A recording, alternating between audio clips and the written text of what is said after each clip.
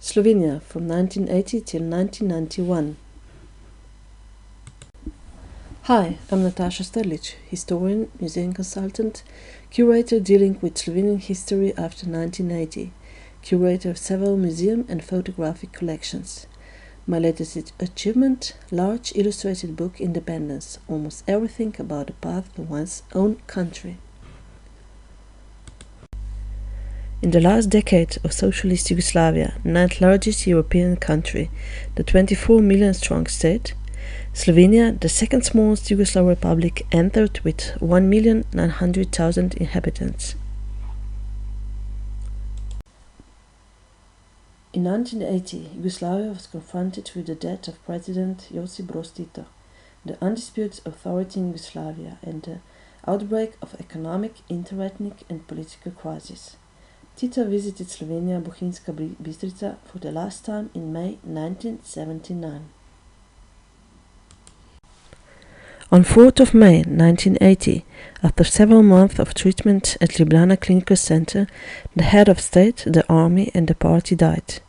The match has been cancelled was the agreed sign that announced to leading Slovenian officials the final departure of 88-year-old Josip Broz Tito, the first of three pillars of Yugoslavia, in addition to the president, also the Yugoslav People's Army and League of Communists of Yugoslavia. The mass farewell to the president and the funeral in Belgrade marked the end of Tito's Yugoslavia. His death mask is today kept in our museum, the National Museum of Contemporary History. At the time of the death of its supreme commander, Josip Broz Tito, in 1980, the Yugoslav People's Army was a state within a state. With 260,000 soldiers, a strong party organization, mostly Serbian command staff, it was an uncontrolled consumer of the state budget.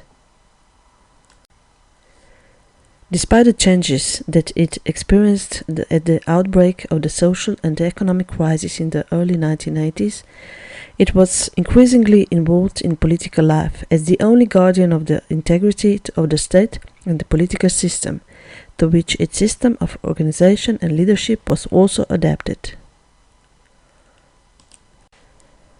After the death of President Josip Broz Tito, League of Communists of Slovenia achieved a record number of members, but then, due to the unsuccessful resolution of the general crisis, conflicting views about the future of the common state, and the gradual democratization of Slovenia, it began to lose influence and membership.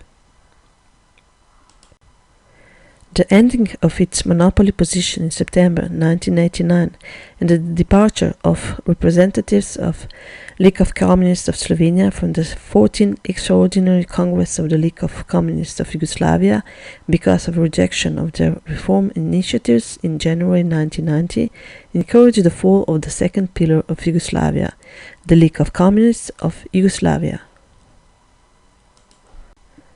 The Serbian leader Slobodan Milošević voted against the reform initiatives of League of Communists of Slovenia. The time of transition from the self-managed socialist system to a multi-party system in the 80s was characterized by all kinds of crises, economic, interethnic and political. Economic crisis erupted at the start of the 80s, also as a result of the previous imbalance between consumption and production. Because of its significant commodity reserves, Slovenia was better able to bear the supply problems than the remaining Yugoslav republics. Nevertheless, with rising inflation, it was impossible to avoid restricting purchases of certain basic consumer goods. This and occasional power cuts, and above all fuel coupons to restrict fuel use, and the almost simultaneous introduction of payment of a deposit when crossing the border, were firmly impressed on citizens' memories. It was also a time of consequent relaxation of the political space and the emergence of progressive individuals and groups that on various levels and in various fields of society shifted the boundaries of the permissible and each in their own way undermined the foundation of the system and the state. One of them was art collective Neue Slovenische Kunst, appeared in Slovenia in 1984. It brought together several artistic fields: music, theatre, design, architecture, video and film, and so on. Despite a worried public response, in the recent history of Slovenian art, Neue Slovenische Kunst made the greatest impact abroad. The music group Laibach was already founded in 1980, few months after Tito's death. The unification of Slovene society, which was also encouraged on an unconscious level by the success of Slovene winter athletes and the tourist campaign that unintentionally turned into a national one, continued intensely in the second half of the 80s with the mass mobilization of Slovene civil society. Slovenians strongly supported their athletes. The 14th Winter Olympic Games took place in the capital of Yugoslav Republic of Bosnia and Herzegovina, Sarajevo, in February 1984. Slovenes also participated in their organization and implementation, erecting sports and tourist infrastructure, and with products of Slovenian companies, and above all with the success of Slovene athletes. Olympic note of alpine skier Bojan Križaj in the Slovene language was complemented by the first Yugoslav Winter Olympic medal by alpine skier Jure Franko. The Olympic mascot, the wolf Vučko, was created by the Slovenian painter Jože Trobec. Slovenia, My Country, tourist campaign which went public in 1984, was originally aimed at the inhabitants of Slovenia, intended to improve their attitude towards tourism and tourists. The slogan, Slovenia, My Country, and the symbol of a lime leaf conquered the citizens of Slovenia. In the atmosphere of generous social fermentation, the regional tourist campaign transformed into a national awakening, and the lime leaf became an all-Slovene symbol.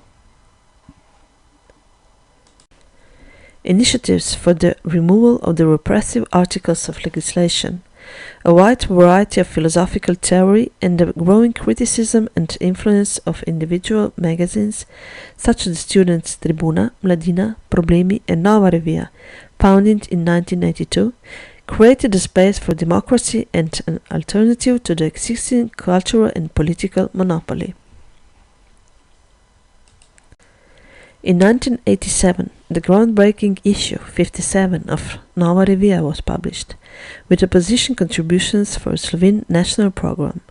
16 authors demanded the respect of the right for self-governance, the constitutionalization of the state, according to Slovenian wishes, and stressed the importance of democratic changes. The Slovenian government condemned the contribution, but it did protect the magazine from federal persecution.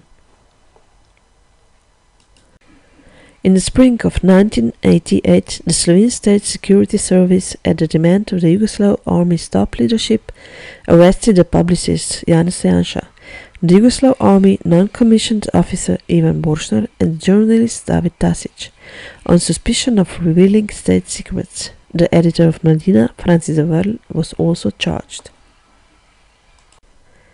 The Committee for the Protection of Human Rights was founded as a result, which brought together more than 1,000 different organizations and over 100,000 individuals, and it drew an immediate and mass response from Slovene society. The trial of the four in Serbo-Croat and behind closed doors at the military court in Ljubljana was accompanied by peaceful demonstrations. They reached a peak on 21st of June 1988 with a demonstration in Kongresni Trg in Ljubljana. The Slovene authorities, caught between increasingly vocal demands from the opposition and Belgrade's unitarism, started to relinquish their political monopoly. The opposition main declaration, with its obvious echo of the groundbreaking main declaration of 1918, opened the door to democracy. The main declaration, 1989, which was read by the poet Tone Pavček in May 1989, became the basic program of the Slovenian democratic opposition. It was signed by more than 100,000 people. In the 1980s, political opposition was growing in Slovenia, demanding the end to the governing monopoly of the League of Communists and the implementation of democracy. In May 1988, more as a professional association, the Slovenian Farmers Association was established. The majority of the political opposition parties were established in 1989.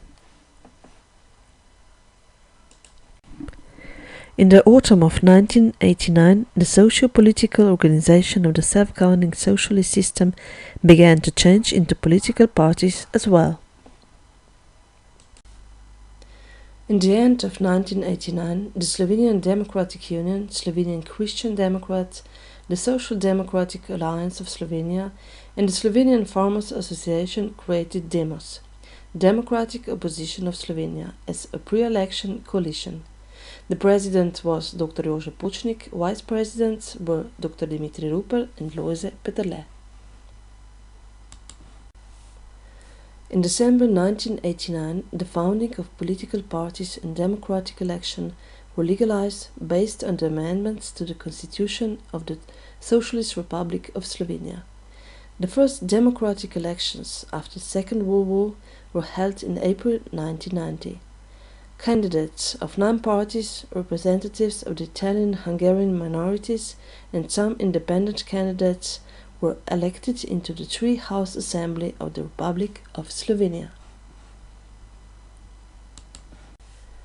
4 members of the Presidency of the Republic of Slovenia were elected directly. The President of the Presidency, Milan Kučan, was elected in the second round of elections. Demos got key assembly and government function in May 1990. The president of the assembly was Dr. France Bučar. The president of the government, then still the executive council of the Assembly of the Republic of Slovenia, was Lojze Peterle. On 23rd of December 1990, in a referendum that saw 93% participation, and on the basis of the right of nations to self-determination, 88.5% of the citizens of Slovenia voted in favor of life in an independent country. They circled yes, which was the answer to the question, should the Republic of Slovenia become an independent and sovereign state? The decision of all citizens about the independence and sovereignty of the Republic of Slovenia is one of the key events of achieving Slovenian independence. In the next 6 months, the Slovenian authorities had to prepare everything necessary for economic, political, military and foreign policy withdrawal from Yugoslavia. The national symbols, the flag and the coat of arms were adopted by the Assembly of the Republic of Slovenia on 24th of June 1991 and the anthem at the end of March 1990. The anthem is the 7th stanza of France Prešern's poems Drolica, a toast, to a melody from the choral composition of the same name by the composer Stanko Primoran. Slovenia announced that it had declared independence on 26th of June 1991, but this had actually happened the day before. Fearing that the federal authorities in the Yugoslav capital, Beograd, would like to prevent this, the deputies of the Assembly adopted a package of independence documents on the evening of June 25, 1991, declaring Slovenia to be an independent state. On June 26, 1991, the day after the adoption of the independence documents, a ceremony was held in Trg Republike in Ljubljana to declare the independence of the Republic of Slovenia.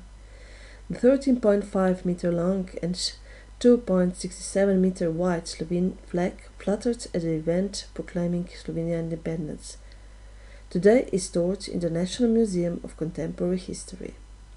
Even before the evening event, members of Yugoslav People's Army armored units advanced from the barracks in Pivka and Ilirska Bistrica towards the Slovene-Italian border.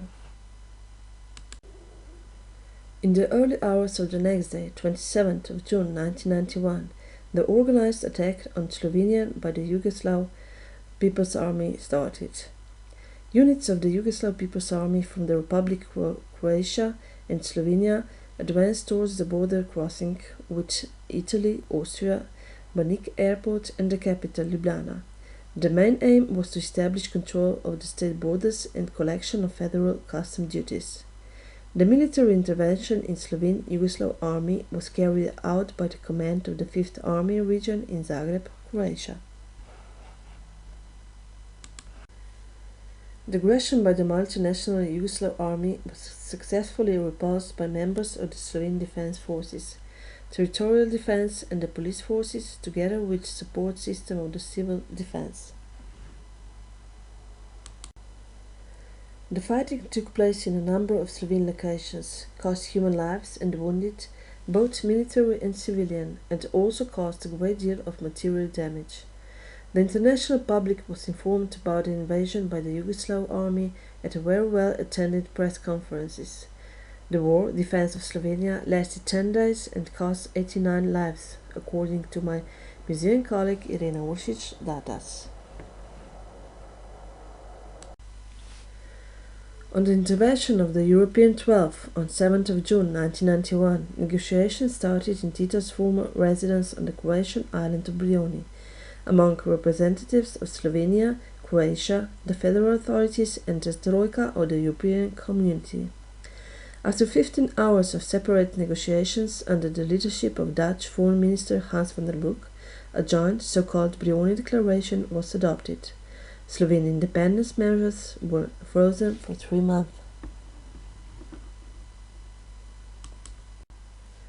On 8th of October 1991, after the expiry of the Brioni moratorium, which froze Slovene independence for 3 months, the Republic of Slovenia again began to implement the Control of the State Border Act.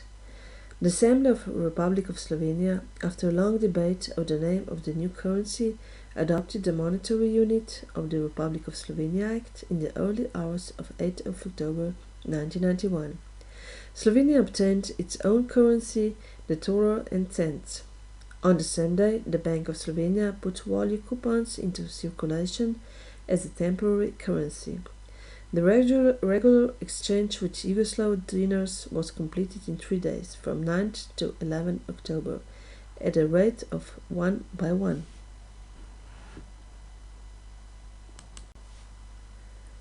The army began to leave Slovenia on 20th October 1991. Soldiers of the Yugoslav People's Army finally left Slovene territory through the port of Koper on the night of 26 October 1991. Major General Jan Slapper reported this to President Milan Kučan at an afternoon ceremony in Koper.